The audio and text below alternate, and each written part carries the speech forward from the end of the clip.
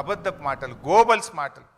ఆనాడు కేసీఆర్ గారు మంచి పని చేస్తుంటే దాని మీద ఏదో అమృత భాండాగారంలో విషపు చుక్క వేసినట్టు, ఒక మంచి పని జరుగుతుంటే దాన్ని ఒక అబద్ధాలు చెప్పి అనుమానాలు కల్పించేటువంటి ప్రయత్నాన్ని సృష్టించారు.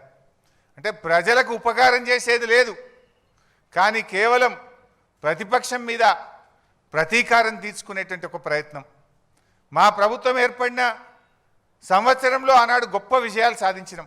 కేసీఆర్ గారు మొదటి సంవత్సరంలోనే ఎన్నో ఏళ్లుగా రైతులు, పారిశ్రామికవేత్తలు, ప్రజలు ఇబ్బంది పడుతుంటే ఒక్క సంవత్సరంలోనే విద్యుత్ సమస్య పరిష్కారం చేసి 24 గంటల కరెంట్ ఇచ్చి చూపించిండు కేసీఆర్ గారు. మిషన్ కాకతీయతో మొదటి సంవత్సరంలోనే చెరువుల పునరుద్ధరణ కార్యక్రమాన్ని ప్రారంభించింది కేసీఆర్ గారి ప్రభుత్వం. అదేవిధంగా మీడియం ఇరిగేషన్ ప్రాజెక్టులు, అనేక ప్రాజెక్టులు పూర్తి చేసినాం. పెండింగ్ ప్రాజెక్టులను రన్నింగ్ ప్రాజెక్టులుగా మార్చి లక్షలాది ఎకరాలకు నీళ్లు ఇచ్చినాం.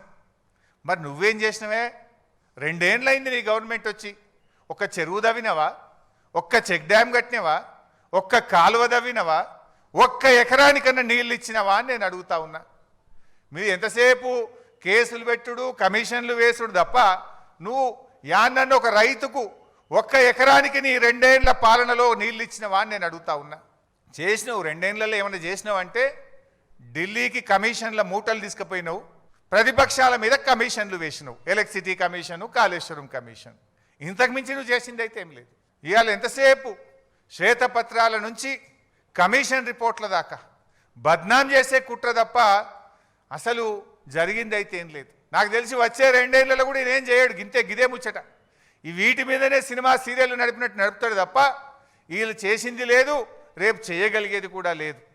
ఇవాళ ఒకటైతే మనకు స్పష్టంగా అర్థమవుతుంది, కాళేశ్వరంను పడావు పెట్టాలి, బంకచెర్లకు నీళ్లు జారగొట్టాలి, గింత కనబడుతుంది. ఎందుకంటే అది ఇమీడియట్గా రిపేర్ ఉన్నది. 2 పిల్లలు గుంగిపోయినాయి. ఎన్డీఎస్ఏ కూడా చెప్పింది 7th బ్లాక్ను మల్లగట్టు వాడు అని చెప్పింది. అంటే దాన్ని కట్టేది లేదు, నీళ్లు వాడేది లేదు, నువ్వు కట్టద్దు, బంకచెర్లకు నీళ్లు జారాలి, మీ గురువుకు శిష్యరికం, గురు దక్షిణ చెల్లించాలి. ఇంతకు మించి అయితే కనబడతలేదు. సరే, చరిత్రలో చాలా చూసినాం.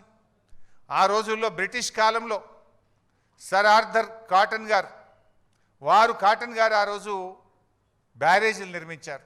ధవళేశ్వరం బ్యారేజ్ నిర్మించారు. రైతులకు మేలు జరగాలని ఆయన బ్రిటిష్ ప్రభుత్వంలో కూడా కష్టపడి బ్యారేజ్ నిర్మించి గోదావరి జిల్లాలకు సాగునీరు అందించాడు. ఆ జిల్లాలను సస్యశ్యామలం చేశారు. ఆ రోజుల్లోనే బ్రిటిష్ ప్రభుత్వం కాటన్ మీద కూడా కమిషన్ వేసింది. కాటన్ మీద హెమింగ్టన్ అనేటువంటి కమిషన్ ఒకటి వేశారు. ఆ కమిషన్ 900 ప్రశ్నలు అడిగింది. ఏది బ్యారేజీ కట్టి నీళ్ళు ఇచ్చినటువంటి కాటన్ గారిని 900 ప్రశ్నలు అడిగి చాలా కాలం వేధించింది. కానీ ఏం జరిగింది లాస్ట్కు? ఇప్పటికీ కూడా సర్ ఆర్థర్ కాటన్ గారు ఆ గోదావరి జిల్లాల ప్రజల గుండెల్లో నిలబడి ఉన్నాడు. ఈరోజు కూడా ఆయనని ఇప్పటికి కూడా దేవుళ్లాగా కొలుస్తూ ఉంటారు. నేను ఇప్పుడు ఈరోజు చెప్తా ఉన్నా, డెఫినెట్గా కేసీఆర్ గారు కూడా రేపు చరిత్ర పుటల్లో తెలంగాణ ప్రజల గుండెల్లో శాశ్వతంగా నిలిచిపోతాడు. ముమ్మాటికి కాళేశ్వరం తెలంగాణకు వరప్రదాయినే. తెలంగాణ భవిష్యత్తుకు ఒక గుండెకాయ లాంటిది కాళేశ్వరం ప్రాజెక్ట్. అఫ్కోర్స్ ఈ విషయం రేవంత్ రెడ్డి కూడా తెలుసు. నేను జోక్ చేస్తాను, సీరియస్గా అంటున్నా. ఎందుకు ఈ మాట అంటున్నా చెప్పాలనా? కాళేశ్వరం కూలిందనేది ఆయన్నే. మొన్న యాదాద్రి జిల్లాలో పోయి గంధమల్ల కొబ్బరికాయ కొట్టిండా లేదా? గంధమల్ల ఏంటిది? Continuation of Kaleshwaram. మరి కూలిందనేది నువ్వే, గంధమల్ల ప్రాజెక్ట్ కొబ్బరికాయ కొట్టేది నువ్వే, కూలిందనేది నువ్వే. మూసీకి నేను కాళేశ్వరం నీళ్లు మల్లన్న సాగర్ నుంచి తెస్తా అని 6,000 కోట్ల రూపాయలకు టెండర్లు ఫైనల్ చేసినావా లేదా? మరి కాళేశ్వరం కూలిందంటావు, కాళేశ్వరం నీళ్లు 6,000 కోట్ల రూపాయలతో తెచ్చి మూసీలో పోస్తా అని టెండర్లు ఎట్లా ఫైనల్ చేస్తావు బిడ్డ? అంటే నువ్వు అబద్ధాలు చెప్తున్నావు, గోబల్స్ చెప్తున్నావు.